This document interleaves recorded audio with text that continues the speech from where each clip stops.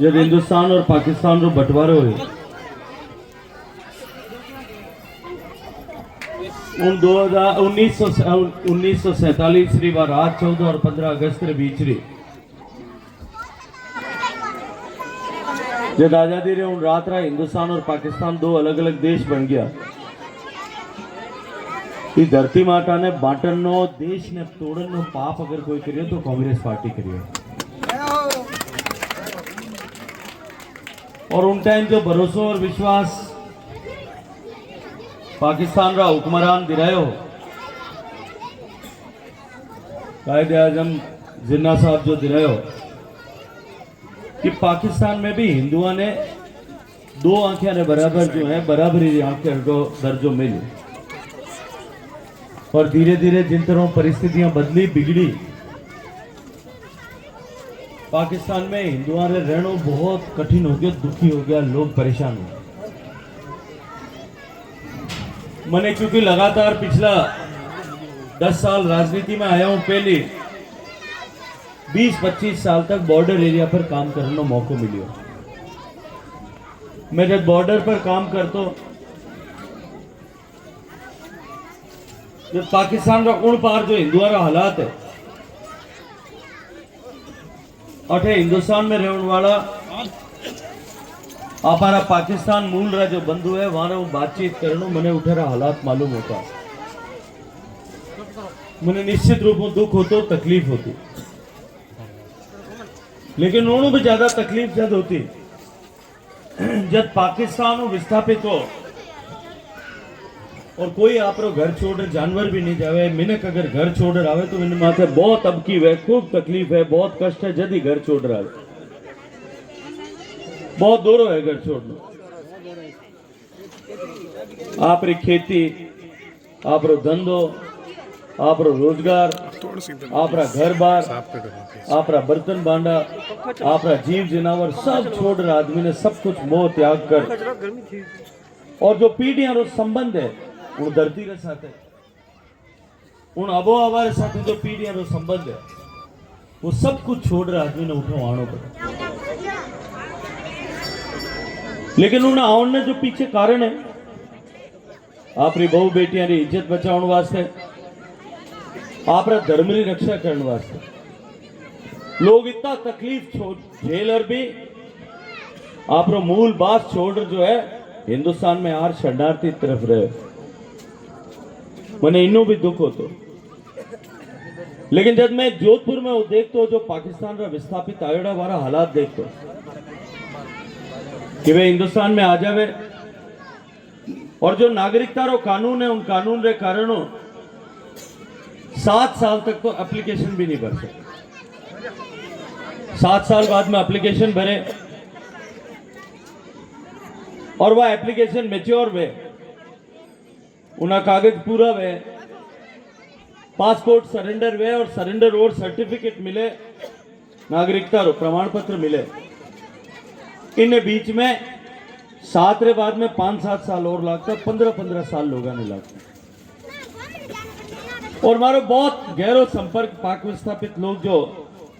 हमारे जोधपुर आंथूना बैठा है हमारे साथ होतो हमारा दुख तकलीफ में देख तो कि हमारे कने कागज नहीं होने कारण न वे बैंक में खातों खुला सकता, न वे कोई जमीन जायदाद खरीद सकता, न वे आरा टाबर कटे ढंगू स्कूल में पढ़ सकता, न वे टेलीफोन ले सकता कनेक्शन, न सरकार की कोई योजना रो लाभ मिलतो।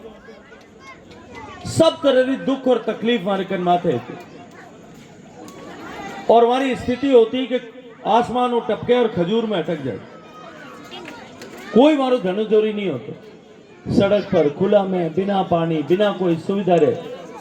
रोई में पड़े रहे भी आपरी जिंदगी बितारता, आठी ने उठी ने कोई मजदूरी करता। ठीक कह रहे हो कबीर सर, सही कह रहे हो कि नहीं कह रहे? और मजदूरी कर आप काबरा पेट पालता,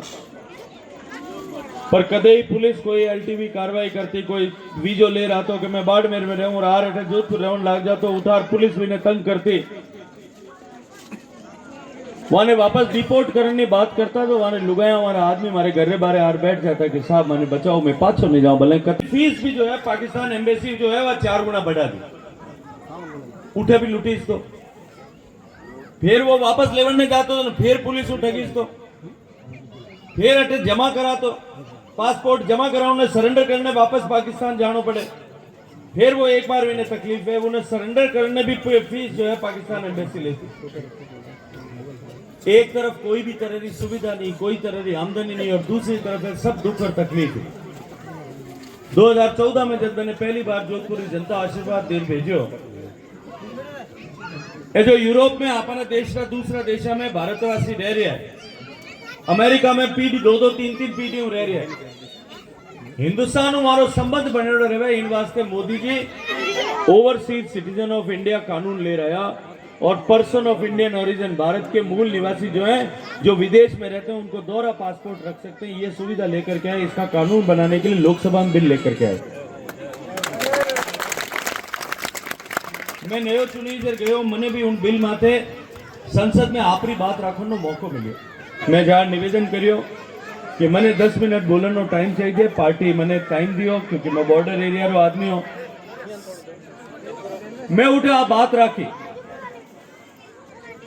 कि हिंदुस्तान रा पुरानो हिंदुस्तान जो आपरो आजादी हूं पहली रो भारत, चाहे पाकिस्तान है, चाहे बांग्लादेश है, चाहे अफगानिस्तान है, उठे जो हिंदुस्तान रा मूल धर्म, जो धर्म हिंदुस्तान में पैदा हुआ, हिंदू धर्म हिंदुस्तान में पैदा हुआ, जैन धर्म हिंदुस्तान में शुरू हुयो,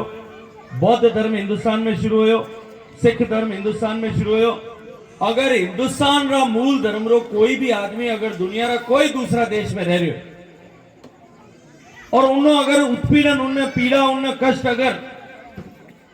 उन्हें धर्म री पूजा पद्धति रे आधार पर उठे राजनीतिक संरक्षण में अगर उन्हें साथ कोई अन्याय अत्याचार हो रहा है, तो मैंने लोकसभा के पटल पर खड़े होकर के कहा कि यह भारत की भूमि उसकी नैसर्गिक मातृभूमि है, हमको बाएं पसार करके उन लोगों का स्वागत करना चाहिए, उनके कष्ट दूर करना चाहिए। और मित्रों, वो दिन था जिस दिन से ये सिटीजन अमेंडमेंटशिप एक्ट जो आया, नागरिकता संशोधन कानून आया, उसकी नींव का पहला पत्थर रखा गया। मैंने राजनाथ सिंह जी गृह मंत्री थे, उनके पास जाकर के निवेदन किया कि इन गरीबों का कष्ट दूर होना चाहिए। तब एक बार संशोधन हुआ, जो एलटीवी परमिट पर आया हुआ है वो मकान किराए ले सकता है, मकान खरीद सकता है, वो बच्चों को स्कूल में पढ़ा सकता है, बैंक का खाता खोल सकता है, टेलीफोन का कनेक्शन ले सकता है। केवल सेंसिटिव एरिया में जाकर के कोई ऐसा विषय जिससे राष्ट्रीय सुरक्षा को खतरा हो उसका व्यापार नहीं कर सकता, बाकी सब तरह का व्यवसाय कर सकता है। 80% समस्या का समाधान हमारा उस दिन हो गया। लेकिन मेरे मन में टीस थी कि नागरिकता के कानून में संशोधन होना चाहिए, और मैं अभिनंदन करूंगा देश के प्रधानमंत्री का कि उन्होंने 2019 में 2020 में नागरिकता संशोधन कानून आदरणीय अमित शाह जी लोकसभा में लेकर के आए, संसद के दोनों सदन में पारित हुआ। ये कांग्रेस के पार्टी के लोग अगर वोट मांगने के लिए आए तो उनको कहना कि जब हमारी नागरिकता संशोधन का कानून बन रहा था तब तुम लोकसभा में धरना क्यों दे रहे थे, क्यों इस कानून को रोकने के लिए काम कर रहे थे। ये कांग्रेस पार्टी के लोग अगर आपको वोट मांगने के लिए आते हैं उनसे पूछना कि जब नागरिकता संशोधन का कानून हमारे लिए बन रहा था, हमारे बच्चों के लिए बन रहा था, तब अशोक गहलोत साहब जयपुर में 20,000 मुसलमानों को लेकर के जुलूस निकाल करके विरोध क्यों कर रहे थे, ये पूछने की जरूरत। इन गरीब लोगों के चेहरे देखो हनुमान सिंह जी, इन बेचारों के कितनी कष्ट और तकलीफ होंगे। उन कष्टों को दूर करने का काम अगर किसी ने किया है और हमेशा हमेशा के लिए इनके कष्टों का समाधान करने का काम किया है तो वो नरेंद्र मोदी जी के नेतृत्व में आदरणीय अमित शाह जी और भारतीय जनता पार्टी की सरकार ने किया। ये हमारा धर्म था, क्योंकि आप लोग ऐसी पृष्ठभूमि से आते थे और इतने कष्ट उठा करके हिंदुस्तान में आए थे। हिंदुस्तान की इस सरजमीन पर जितना अधिकार मेरा है, जितना अधिकार हनुमान सिंह जी का है कि हम इस धरती पर पैदा हुए, बेशक आप इस धरती पर पैदा नहीं हुए लेकिन आप हिंदू धर्म के मुताबिक है, उतना ही अधिकार आपका भी। मैं आप सबका स्वागत करता हूं और आप सबसे एक अनुरोध करता हूं, ये जो आशीर्वाद मोदी जी ने दिया है, इस आशीर्वाद का एहसान हमारे ऊपर है। इस एहसान को चुकाने के लिए मोदी जी का कमल एक बार फिर खिले, उसके लिए हम सब लोग मतदान तो करेंगे, लेकिन मैं आज आप लोगों से एक अनुरोध करता हूं, जितने पाकिस्तान के विस्थापित आए हुए यहां बैठे हैं धरती पे, जो